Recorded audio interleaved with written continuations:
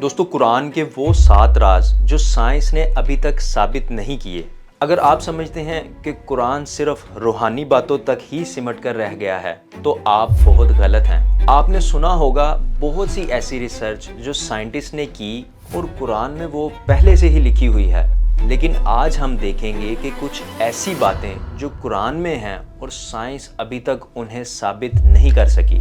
आज की ये वीडियो आपके दिमाग के एक और बंद दरवाजे को खोल देगी। जिंदगी का वजूद ज़मीन के अलावा हो सकता है? क्या सूरज और चांद आपस में मिलने वाले हैं? जिंदगी के बाद का क्या मंजर होगा? क्या जन्नत वाकई मौजूद है? दोस्तों, दुनिया की वो हकीकत जिसे साइंटिस्ट अभी तक नहीं समझ पा रहे और परेशान हैं, वो कुरान ने हमें क्लियर बता दिया है और शायद अभी साइंस को मजीद हज़ारों साल चाहिए इसको साबित करने के लिए। 1400 साल पहले जो बातें कुरान ने बताई थीं वो आज भी साइंस के लिए एक मिस्ट्री बन चुकी हैं। दोस्तों, साइंस की दुनिया के जो सबसे बड़े सवालात अब तक जवाब नहीं पा सके, उनका जवाब कुरान में छुपा हुआ है।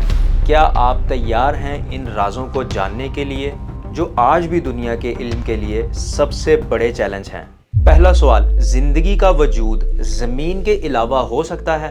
कुरान में सूरह शूरा आयत नंबर 29 में अल्लाह ताला ने फरमाया, और आसमानों और ज़मीन की पैदाइश और इनमें जो जानदार इसने फैलाए हैं सब इसकी निशानियों में से हैं, और वो इन सब को इकट्ठा करने पर जब चाहे कादिर है। ये आयत हमें बताती है कि अल्लाह ने आसमानों और ज़मीनों के अलावा भी जानदारों की तख्लीक की है। और जब हम इस आयत को पढ़ते हैं तो ये सोचना कोई अजीब बात नहीं कि शायद ज़मीन के अलावा किसी और जगह पर भी ज़िंदगी मौजूद हो। लेकिन आप ये जानकर हैरान होंगे कि साइंस ने अभी तक इसकी कोई हतमी तस्दीक नहीं की। साइंस मार्स, यूरस और टाइटन जैसे सैयारों पर ज़िंदगी के असरात तलाश कर रही है। वहाँ पानी की मौजूदगी का असर और ज़िंदगी के लिए साजगार हालात का तज़किरा किया जा रहा है, मगर इस बात का हतमी सबूत अभी तक नहीं मिला। लेकिन कुरान ने 1400 साल पहले ये बात कही थी और साइंस भी इस इम्कान को मुस्तरद नहीं कर रही। अगला सवाल, क्या सूरज और चांद आपस में मिलने वाले हैं? कुरान में जिक्र है और सूरज और चांद को मिला दिया जाएगा। अब ज़रा सोचिए, जब कुरान में ये बात कही गई कि सूरज और चांद आपस में मिला दिए जाएंगे, तो क्या साइंस इसकी वजाहत दे सकती है? ये एक नाकाबिले यकीन बात लगती है, मगर साइंस के मुताबिक सूरज एक दिन रेड जायंट बन जाएगा और ज़मीन के करीब आके अपनी रोशनी के साथ ख़त्म हो जाएगा। यहाँ तक कि हमारी निज़ाम शमसी की मुकम्मल तब्दीली हो जाएगी। इसका मतलब ये है कि सूरज का मिलना इसके मरने के अमल को जाहिर करता है, लेकिन इसका साइंसी सबूत अभी तक नहीं है। तो यह बात कुरान ने 1400 साल पहले बता दी थी, जो आज साइंस की जदीद नज़रियात के मुताबिक हो सकता है। इसी तरह कुरान में ये भी जिक्र किया गया है, जब सूरज को लपेट दिया जाएगा और जब तारे झड़ पड़ेंगे और जब पहाड़ चलाए जाएंगे। ये बात हमें बताती है कि एक दिन सूरज अपनी मौजूदा हालत में नहीं रहेगा, और ये एक कुदरती हकीकत है जो साइंस तस्लीम करती है। ताहम जब सूरज को लपेट दिया जाएगा, ये साइंस की मौजूदा मालूमात से मुकम्मल तौर पर हम आहंग नहीं हैं, क्योंकि अभी तक सिर्फ जो बात साइंस से साबित है वो ये है कि एक दिन सूरज रेड जायंट बन जाएगा। यह मुमकिन है कि ये मुस्तकबिल का मंजर कशी हो जो कुरान में ऑलरेडी बयान की गई थी। दोस्तों, मैं आपसे यहाँ ये सवाल करना चाहता हूँ कि क्या आपको अभी भी लगता है कि कुरान सिर्फ और सिर्फ एक रूहानी किताब है? जवाब है नहीं, ये रूहानी के साथ साथ दुनिया की सबसे ज़्यादा इंटेलेक्चुअल किताब भी है।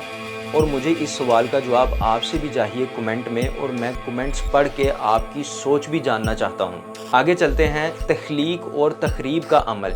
क्या बिग बैंग से हमारी ये दुनिया वजूद में आई है? कुरान में अल्लाह ताला ने फरमाया है, याद करो जिस दिन हम आसमान को लपेटेंगे جیسے سجل فرشتہ نامہ اعمال کو لپیٹتا ہے، ہم اسے دوبارہ اسی طرح لوٹا دیں گے جس طرح ہم نے پہلے بنایا تھا۔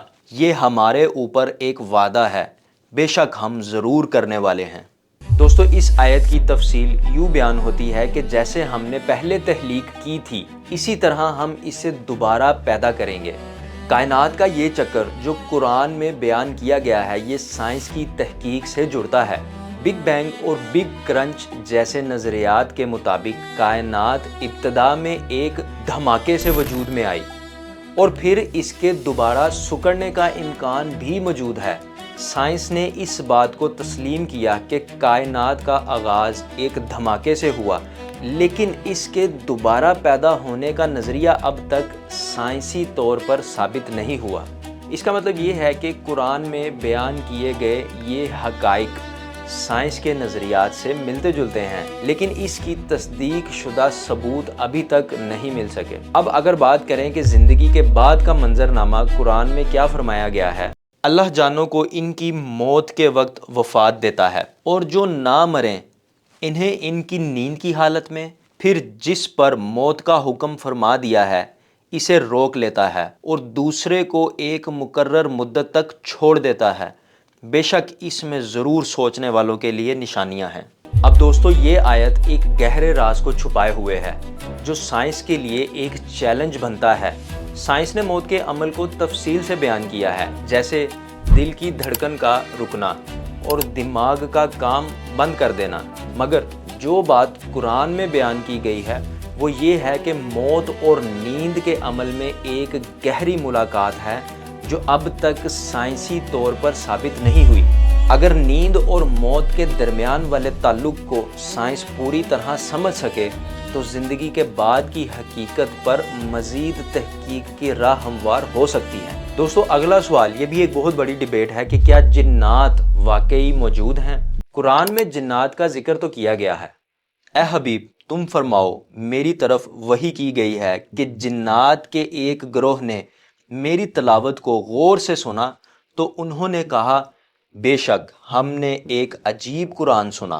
اب دوستو، جنات ایک ایسا موضوع ہے جو سائنس ابھی تک مکمل طور پر حل نہیں کر سکی۔ سائنس ان کو ٹیرسٹریل پاورز کہتی ہے، جن کے مطابق وہ ابھی شور نہیں ہیں۔ کچھ نفسیاتی اور طبی ماہرین ان کے اثرات کو ذہنی امراض یا نفسیاتی حالات سے جوڑتے ہیں، لیکن قرآن میں جنات کو ایک حقیقت کے طور پر بیان کیا گیا ہے۔ جنات کی موجودگی سائنس کے سرکل میں نہیں آتی اور سائنس نے کبھی بھی ان کے وجود کو تسلیم نہیں کیا۔ اس کا جواب سائنس کے پاس بہت سمپل ہے۔ وہ کہتے ہیں کیونکہ ہم نے ان کو نہیں دیکھا اس لیے ہم ان کو پروو نہیں کر سکتے۔ اب یہ سمجھ سے باہر ہے کہ کیا سائنس سچ میں ہی یہ بلیو رکھتی ہے یا ہم سے کچھ چھپایا جا رہا ہے، کیونکہ اگر ان کے آرگیومنٹ کے مطابق دیکھا جائے تو ہم ہوا کو بھی نہیں دیکھ سکتے بٹ سائنس اس کو مانتی ہے، ہم سپیس میں خلا کو بھی نہیں دیکھ سکتے بٹ پھر بھی سائنس اس کو مانتی ہے، جو زمین میں گریویٹیشنل فورس ہے ہم اس کو بھی اپنی آنکھوں سے نہیں دیکھ سکتے بٹ ہم اس کو مانتے ہیں۔ یہ سب وہ احساسات ہیں جن کو ہم دیکھ نہیں سکتے، محسوس کر سکتے ہیں۔ اب اگلا سوال یہ ہے کہ جب سائنس جنات کو محسوس کرتی ہے تو اس کو جنات ماننے کی بجائے نیچر میں موجود گڈ اور بیڈ انرجی کا نام دے دیتی ہے اور پھر اس کو نیگیٹو انرجی اور پوزیٹیو انرجی کی تھیوری میں لے جاتے ہیں۔ خیر، میں یہاں یہ تاثر پیدا نہیں کرنا چاہتا کہ سائنس ہم سے کوئی سچ چھپا رہی ہے، نہ ہی کوئی کانسپائریسی تھیوری پیدا کرنا چاہتا ہوں۔ بس اتنا کہوں گا کہ ان کو شاید جنات کو صحیح سے سمجھنے اور دریافت کرنے میں مزید ٹائم لگ جائے، لیکن ہمیں قرآن نے صاف صاف بتا دیا گیا ہے۔ اگلا سوال یہ ہے کہ کیا ہمارے جسم کی تخلیق کا تعلق بگ بینگ سے ہے؟ قرآن میں حضرت آدم کی تخلیق کا ذکر کیا گیا ہے، اور یاد کرو جب تمہارے رب نے فرشتوں سے فرمایا میں زمین میں اپنا نائب بنانے والا ہوں، تو انہوں نے عرض کیا کیا تو زمین میں اسے نائب بنائے گا جو اس میں فساد پھیلائے گا اور خون بہائے گا؟ حالانکہ ہم تیری حمد کرتے ہوئے تیری تسبیح کرتے ہیں اور تیری پاکی بیان کرتے ہیں۔ فرمایا بے شک میں وہ جانتا ہوں جو تم نہیں جانتے۔ اب سائنس کے مطابق انسانوں کا ارتقاء مختلف مراحل سے گزرا ہے اور یہ ارتقاء ایک قدرتی عمل کے طور پر دیکھا جا رہا ہے، لیکن قرآن کی بیان کی ہوئی حضرت آدم کی تخلیق کی حقیقت سائنس ابھی تک مکمل طور پر ثابت نہیں کر سکی۔ سائنس کی تحقیق کے مطابق انسان کی ابتدا ارتقاء سے ہوئی تھی۔ سمپل ورڈز میں انسان بندر سے ایوولو ہوا ہے، لیکن قرآن کی تخلیق کی تفصیلات اور حضرت آدم کی کہانی کو سائنسی تحقیقات اب تک نہیں جان سکے۔